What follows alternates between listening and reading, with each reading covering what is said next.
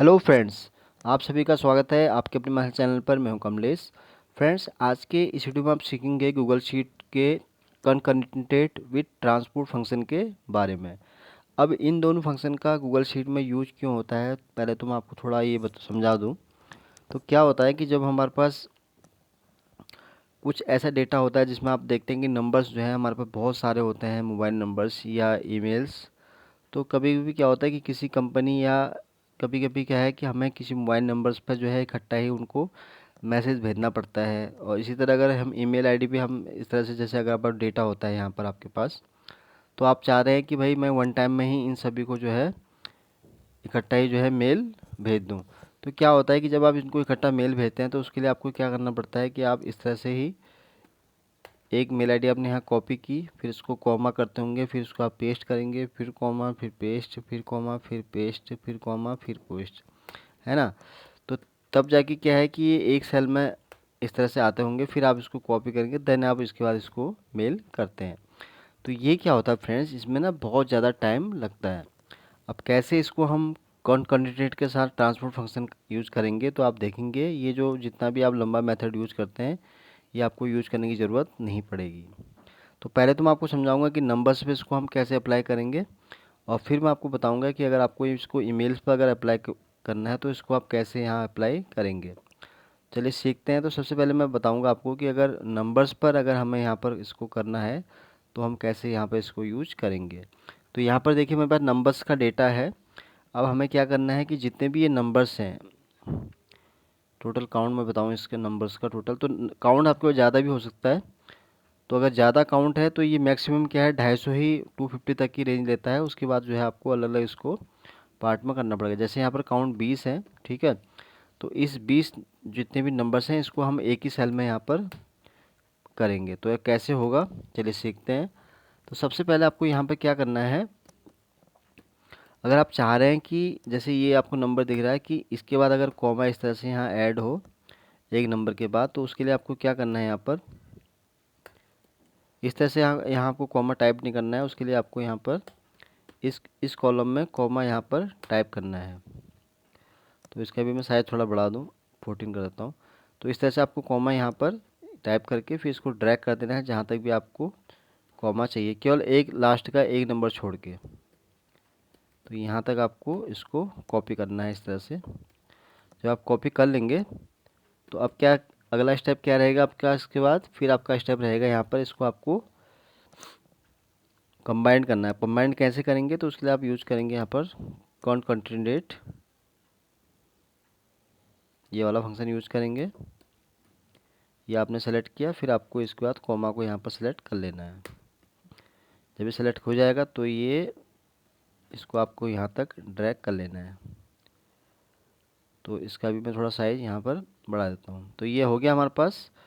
पहला क्या था कि हमारे पास बिना कॉमा के डेटा था, अभी हमारे पास विद कॉमा के साथ यहाँ डेटा आ गया। तो ये मैं अभी इसको यहाँ से हटा के ये नंबर्स वाला मैं यहाँ पर ऐड कर देता हूँ। तो ये फंक्शन भी आपको रिमूव करना है यहाँ पर। तो इसके लिए आप क्या है यहाँ पर पेस्ट में आएंगे, इसको वैल्यू में यहाँ कर लेंगे। तो अब क्या होगा कि हम इसको यहाँ से कॉपी करके यहाँ रख कर देंगे, और ये वाला हम यहाँ पर इसको हटा देंगे। तो ये हमारा यहाँ पर स्टेप कंप्लीट है। अब हमें क्या करना है, अब हम यूज करेंगे यहाँ पर कॉन्कैटिनेट के साथ ट्रांसपोर्ट फंक्शन।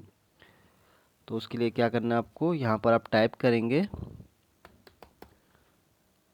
कॉन्कैटिनेट, फिर यहाँ यूज करेंगे आप ट्रांसपोर्ट फंक्शन।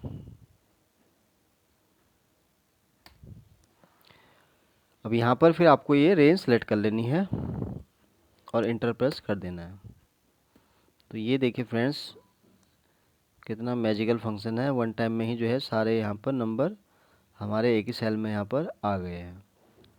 अब इसको मैं क्या करूँ, थोड़ा एक ही इसमें करता हूँ ताकि आपको दिखा दूँ। तो ये देखिए आप जितने भी नंबर्स थे वो हमारे सारे यहाँ पर वन टाइम में ही देख रहे हैं कि सारे जो है एक ही सेल में यहाँ पर हमारे सामने आ गए हैं।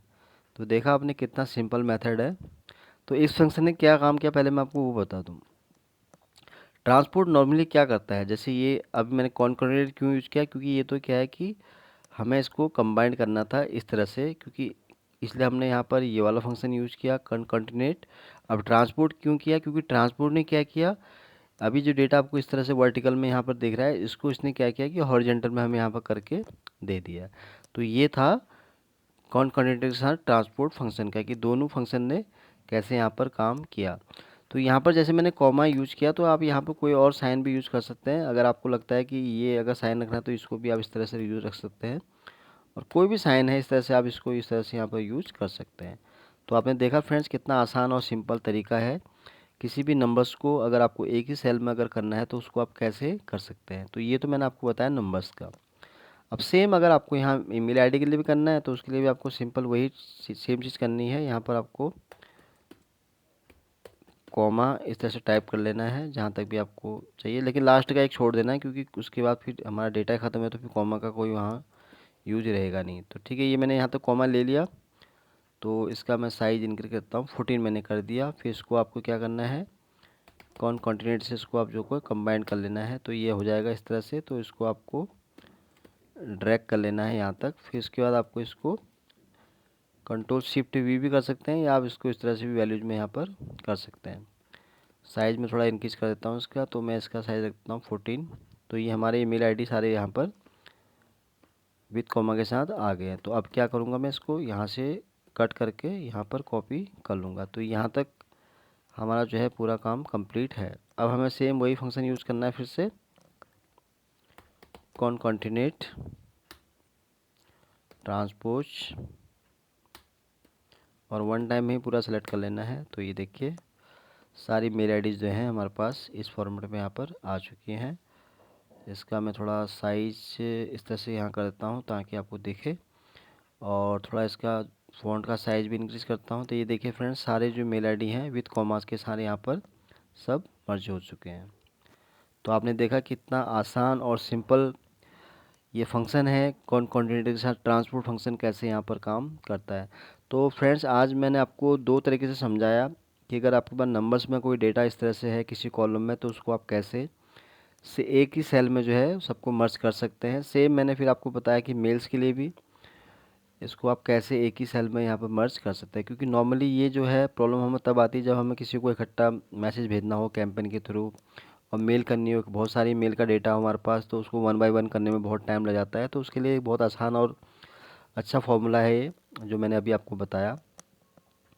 तो आज के लिए फ्रेंड्स बस इतना ही है। उम्मीद करता हूँ कि ये वीडियो आपको बहुत पसंद आया होगा। अगर ये वीडियो आपको अच्छा लगा तो प्लीज़ इसको आप लाइक करें, शेयर करें, और चैनल को सब्सक्राइब भी ज़रूर करें फ्रेंड्स, ताकि आपको इस तरह के नए नए वीडियो देखने को मिल सके। Thank you.